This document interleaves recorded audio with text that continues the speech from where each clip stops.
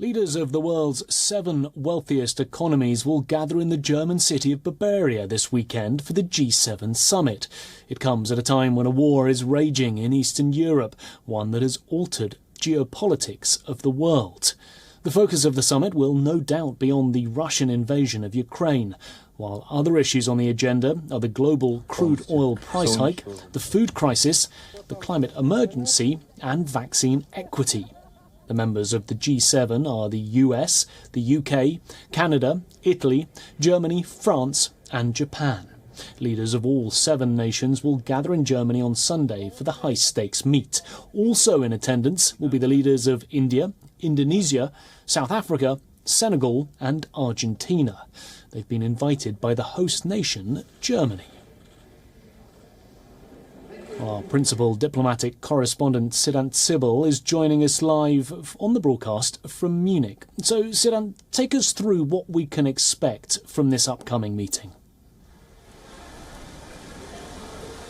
Well, if we talk about the G7 summit, it's happening in the backdrop of the Russian invasion of Ukraine. So that is something that is going to dominate the agenda at the big summit, the 48th G7 summit. But the fact that the leaders of India, Indonesia, Senegal, South Africa and Argentina have also been invited. So essentially it is democratic countries, advanced industrialized democratic countries and of course the global south coming together, and the West will be keen that there is a strong message sent by these countries from here in Germany to Moscow that what has happened in Ukraine is not forgivable and there will be sanctions. So expect strong sanctions by the grouping first of all, and also expect an announcement perhaps by the grouping on a new Marshall Plan for the reconstruction of Ukraine, something that the German Chancellor has talked about. It's raining very hard here in Munich, but that hasn't dampened the feeling here of the leaders coming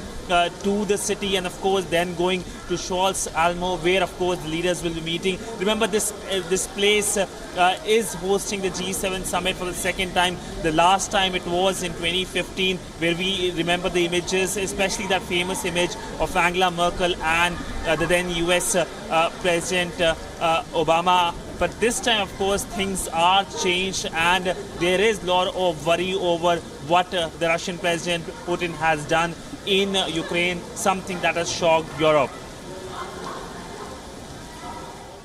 And PM Modi will also be in attendance. What will the Prime Minister be hoping for from the summit? Well, for India and for the Indian Prime Minister, it's yet another occasion to talk about India and, of course, what India can get from the world. Because it's interesting to know that while India is member of the Shanghai Cooperation Organization, the BRICS is the member of the G20 and has been invited for the G7 many times.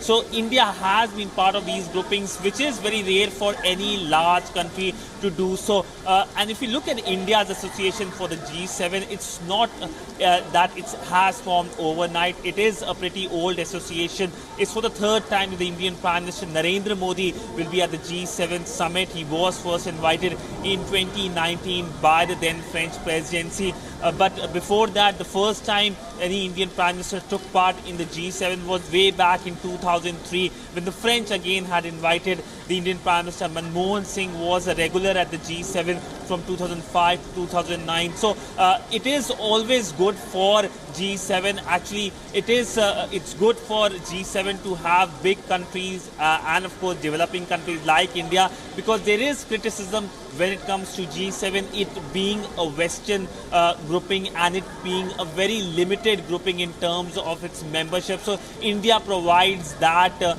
perhaps cover for the G7 as well. Siddhant, thank you very much for joining us live from Munich.